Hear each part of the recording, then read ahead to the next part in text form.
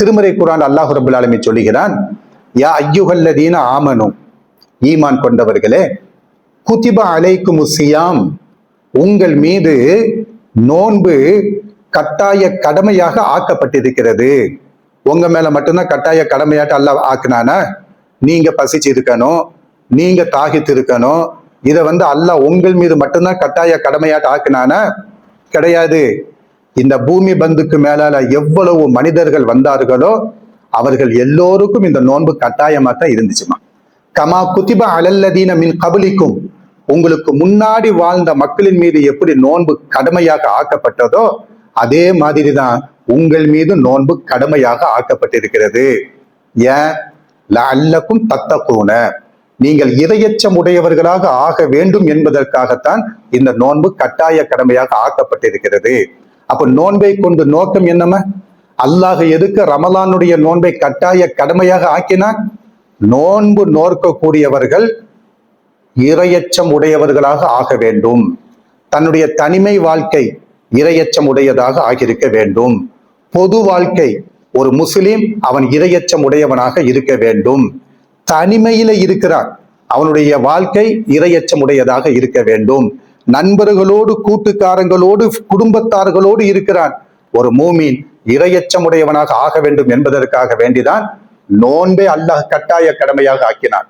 நான் நோன்பு நோக்கிறேமா, எனக்கு இரையச்சம் வரவில்லை, நோன்பை கொண்டு நான் என்ன பயன் பெற முடியும் நாளைக்கு மறுமையில? கள்ளி செடிமா, அது கள்ளி செடி, அந்த செடி கள்ளி செடி, அந்த கள்ளி செடியில ரோஜாப்பூ பூக்குமா? கள்ளி செடி, அந்த கள்ளி செடியில ரோஜாப்பூ பூக்குமா? பூக்காது. நோன்பு நோக்கிறார், தக்குவாதாரியாக இல்லை, பொருந்துதா? இவர் யாருங்க? இவர் நோன்பாளிங்க.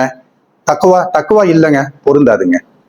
அப்போ நோன்பை கொண்டு முராது மாயினா, நோன்பை கொண்டு அல்லாஹுடைய நோக்கம் என்ன? லஅல்லக்கும் தத்தகூன, நீங்கள் இரையச்சம் உடையவர்களாக ஆக வேண்டும். ஃபேமிலியோடு இருக்கிறீங்களா, குடும்ப தலைவனோடு இருக்கிறீங்களா, இரையச்சம் உடையவர்களாக இருக்க வேண்டும். ஒரு காலேஜில் உட்கார்ந்துக்கிட்டு, ஒரு கல்லூரியில உட்கார்ந்துக்கிட்டு மாணவங்களுக்கு நன்மை தீமைகளை போதனை செய்கிறீர்களா, நீ அதுல கரெக்டாக இருக்க வேண்டும். இரையச்சம் உடையவர்களாக ஆக வேண்டும் என்பதற்காக வேண்டிதான் நோன்பு கட்டாய கடமையாக ஆகியிருக்கிறது. நோன்பு காலத்துல மட்டும் நான் இரையச்சம் உடையவனாக இருப்பேன், மீதி 11 மாதங்களுக்கு இரையச்சம் என்றால் கிலோ எவ்வளவுன்னு கேட்பேன். அப்படி இருக்கக்கூடாது. ஒரு மூமின் டபுள் கேம் விளையாடக்கூடாது. ஒரு முஸ்லீமுடைய நிலைப்பாடு என்னதுமா? பள்ளிவாசல்ல இருக்கும் பொழுது நோன்பினுடைய காலகட்டத்துல நான் இரையச்சத்தோடு இருப்பேன். பள்ளிவாசலை விட்டு வெளியில போயிட்டோம்னா இரையச்சம்னா அது தெரியாதுங்க. பள்ளிவாசலை விட்டு வெளியில போயிட்டோம்னா அல்லாஹ்வை பற்றி பயப்படுதல் அது எனக்கு இப்படி இருக்கக்கூடாதுமா. அப்ப நோன்பினுடைய நோக்கம் என்ன? இரையச்சம் உடையவர்களாக இருக்க வேண்டும். இதுதான் நோன்பினுடைய நோக்கம்.